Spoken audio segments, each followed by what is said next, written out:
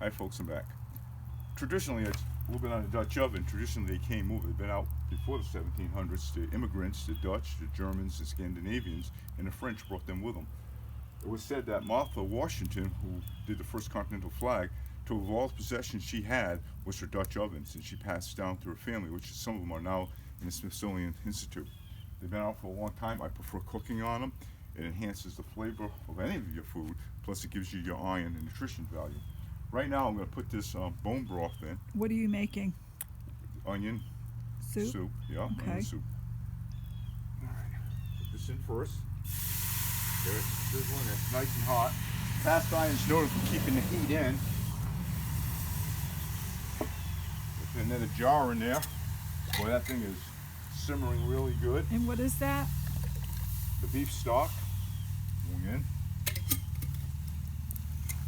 And now I'm going to add our onions in there. Why onions for Thanksgiving? Well, it's a cold crop. It was a New England thing, and the onions they harvest a wild onion, and then later on they came to a traditional onion, which was known to. Put the onions in. A little messy here. Stir them in. So why did they use onions for? Well, it enhanced the flavor of their soup. I mean, they use it for all types of cooking.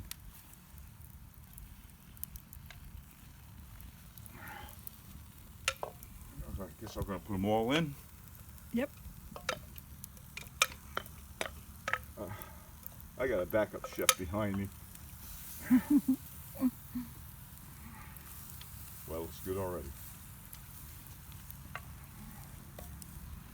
Like I said, you don't need a really high fire or hot fire, just enough to get that pan sizzling, because cast iron holds the heat, which is to your benefit, so I don't have to worry about having a high flame. A lot of people, they'll put a lot of logs, they'll build it up and get too hot, and then you start burning.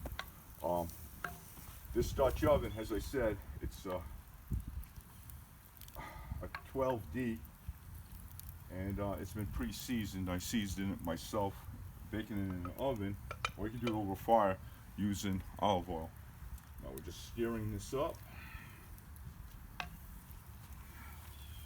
I'm using a drop hook setting. You can use a chain. I like right now for what's working for me is I'm using a drop hook.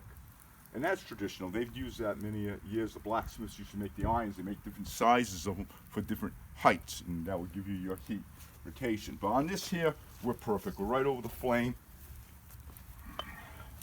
Cool.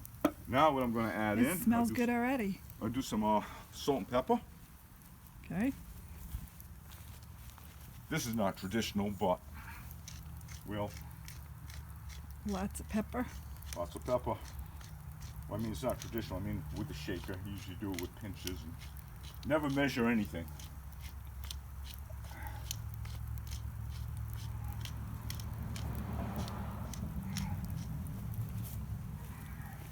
A little stirring here.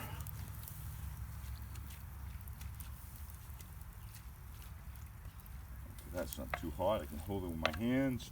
I do have large heat-proof gloves that I use, but as I say right now, it's not as hot up here as Do it you is on need the to put pan. salt in that or anything else? Yeah, I'm gonna put some salt in it. I like using a Himalayan pink salt, but we're gonna use a regular iodine. Well, I don't think the Pilgrims had Himalayan pink salt back then. Probably not, but they had it right from the salt mines and from the ocean itself, which was a Close thicker- by. How far were the Pilgrims from the ocean? Oh, they were within, well, traditionally they're only within probably Was less than a quarter of a mile. Oh, I thought it was like 3 miles. Whoops. No. Get that out of there. Don't want to eat Get a little bit that. of pop. Yep. That'll give it some flavor. Natural salt there from Okay, the is there wet. anything else that's going to go in that?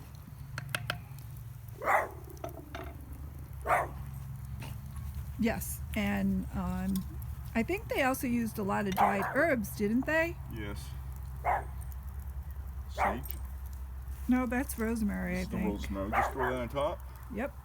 Not to break it up, do we? What else goes in there? Do some onions. Yep. Put a couple of beef bouillons in there.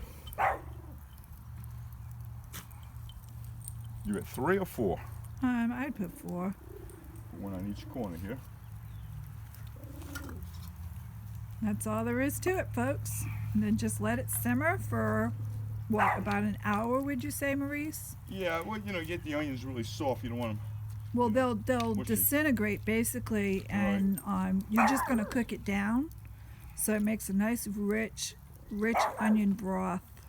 Might have to add a little bit of water to this. Yeah, I think They're so soaking too. up the broth right now. Yep. Put the cover And, on, let it simmer.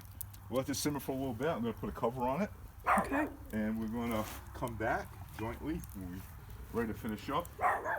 Lodge puts out a handle for this to grab. Right now, I'm using a wrench. Okay. Is that flame going to be hot enough? That flame is going to be perfect. We still got a little bit of boil going on in there. You put the lid on. Now I can move the lid just a little bit to leave some of the steam out. That way nothing is going to bake on the corners and burn into it. We don't want nothing burnt. So leave it to get some steam out. Now distribute the heat a lot better. Okay. And I will keep the fire, maintain the fire going. Like I said, you don't need a hot fire. All you need is get that pan hot. And we're going to be doing Oh my that. gosh, I can't believe how good it already smells. Yeah, it does. Ah, It does.